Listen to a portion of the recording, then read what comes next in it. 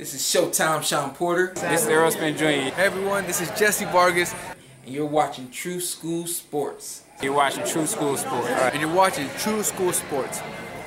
Stay tuned.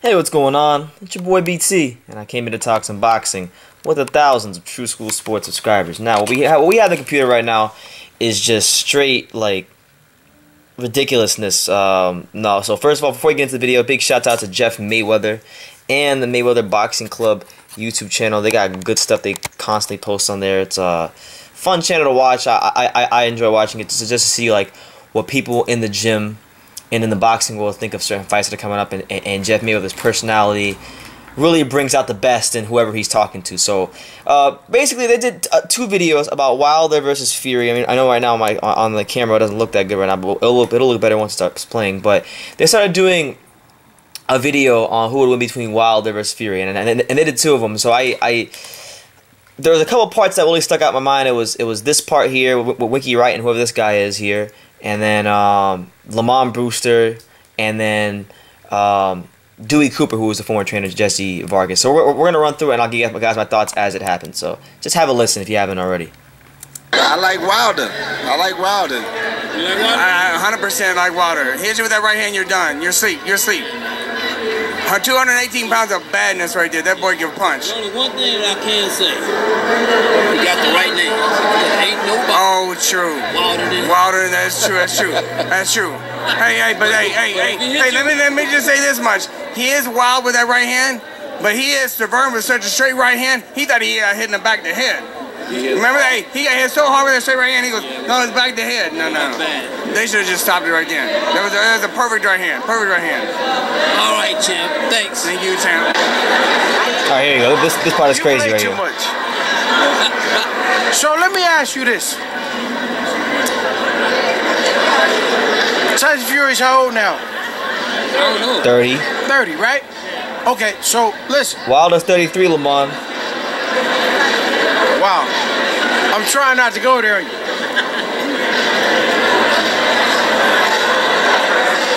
Wow. I can't believe you asked me this question. It's an upcoming fight. I'm really trying to dig here because Tyson Fury hasn't fought in 2.5 years. You know what I mean? He's been inactive, basically, is what I'm trying to say. That's fair. Tyson Fury's had a taste of money, and it's made him lazy. It's made him relax. You know, he started doing cocaine. Pause. Tyson Fury has always had money in his boxing career. Most of his fights before the Klitschko fight were always on major television in the UK. He was always one of the bigger stars there. So it wasn't a money thing; it was a glory thing. Once he did something that well, I don't want to disrespect Lamont Brewster because he was a good fighter in his day, fantastic fighter in his day actually. But he beat a version of Vladimir Klitschko that was much more matured and polished than the one you beat, Lamont. And on top of that, he beat him and became like lineal heavyweight champion, which means everything in boxing. And he ended one of the greatest title reigns in boxing history. So, of course, it would be natural for any human being to have a letdown after that. Not to condone anything he did after beating Klitschko. What I'm saying, it's normal to have a letdown. So, I don't think it was a matter of being lazy. I think it was just a matter of like you basically reach the apex of the sport in one of the best ways possible. What more is there for you left to do? And that's what Fury said on many occasions. But he goes on to say more blasphemous things. You guys can listen for yourself, and I'll chime in when I see fit. Here you go. Everybody know that doing cocaine rewires your thinking, rewires your mind. A guy like Deontay Wilder, he's staying active. He's a young man. He's 222. Pause. Deontay Wilder is not no damn young man. In fact, for whatever reason, I don't know what it is about most of these fighters. Like they get this impression that Deontay Wilder is younger than Tyson Fury when that's actually not even true. Hold on, freaking Wi-Fi went down. Anyway, he's 33 years old. I don't need to show you guys box rec. He's 33 years old. Fury's 30. So Wilder he's had more professional fights, which you could say is an advantage.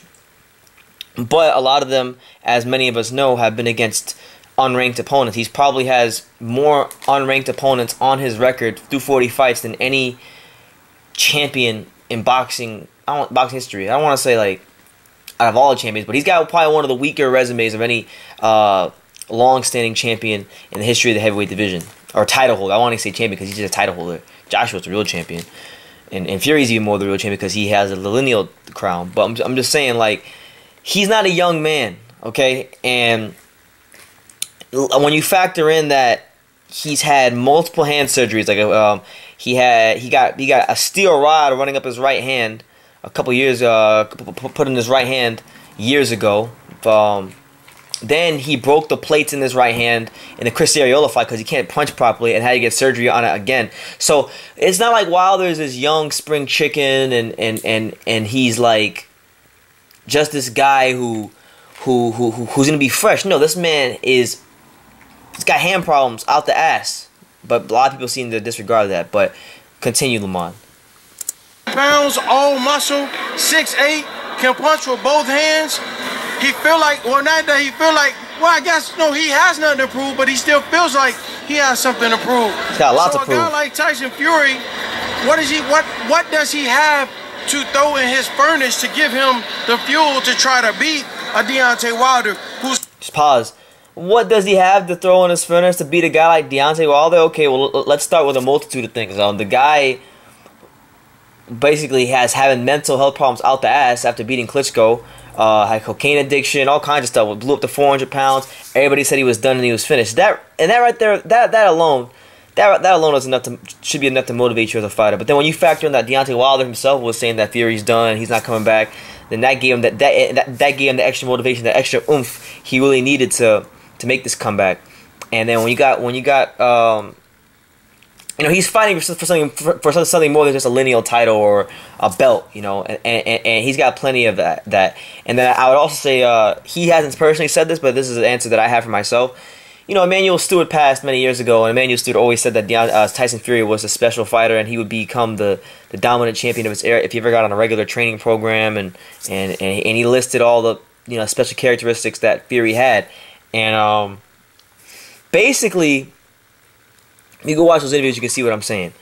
And I think that those words, because Tyson Fury quotes Emmanuel Stewart quite frequently in his interviews, and those words still loom large with Fury. So when you factor in the problems he's had, coupled with what Emmanuel Stewart said, and just with wanting to beat Wilder on its own, he has so much fuel to the fire. But it gets worse. Lamont's going to go off his rocker here in a second. Watch this. Who's hungry? First of all, we already know, and it's just Lamont Brewster's opinion.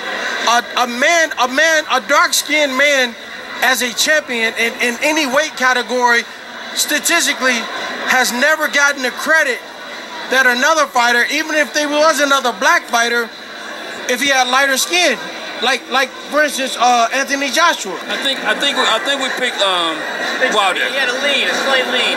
Yeah, we lean a little bit toward Wilder, right?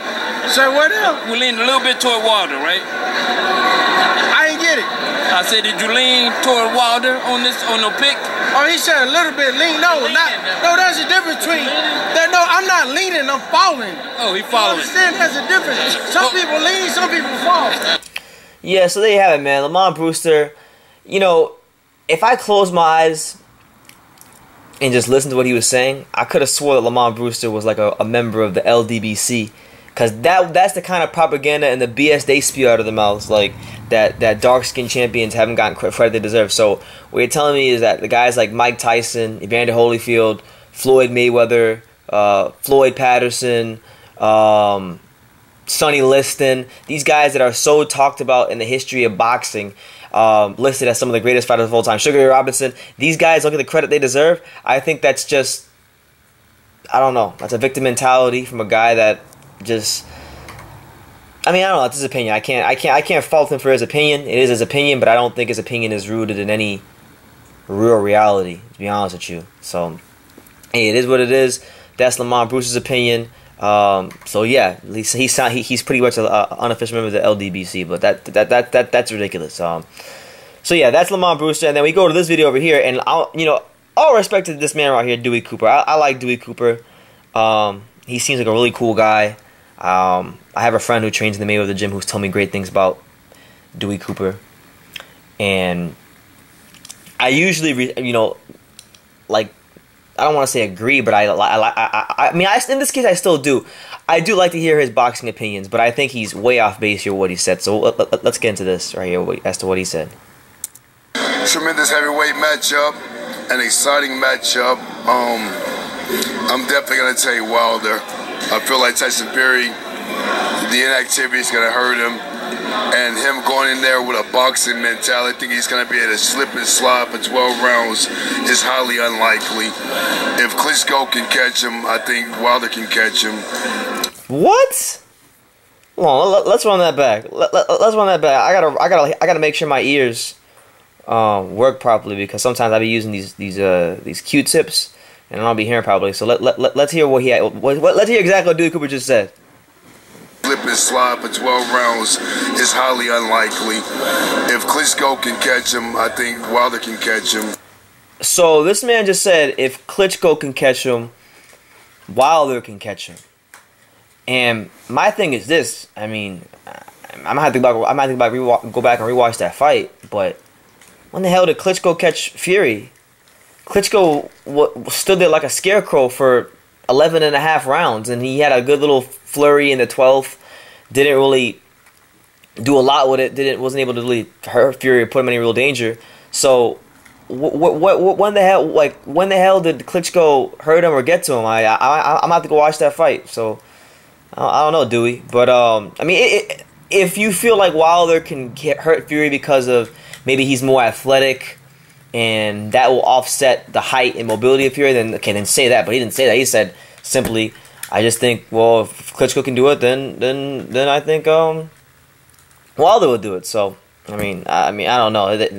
They on some crazy stuff there. They made the boxing club. I mean, I like it. It's a cool, decent little gym. But just continue. Let's see what else he says. I think Wilder is an athlete. Even though he fights well, he is an athlete. Okay. And he has, good speed, good reach, and of course, great power on the right hand. I'm taking Deontay Wilder by knockout. Wilder by knockout. Like 8th or 9th round. 8th or 9th. So there you have it, man. And pretty much, if you watch the Mayweather Boxing Club videos, both of them, because there's 2 of them out there like this,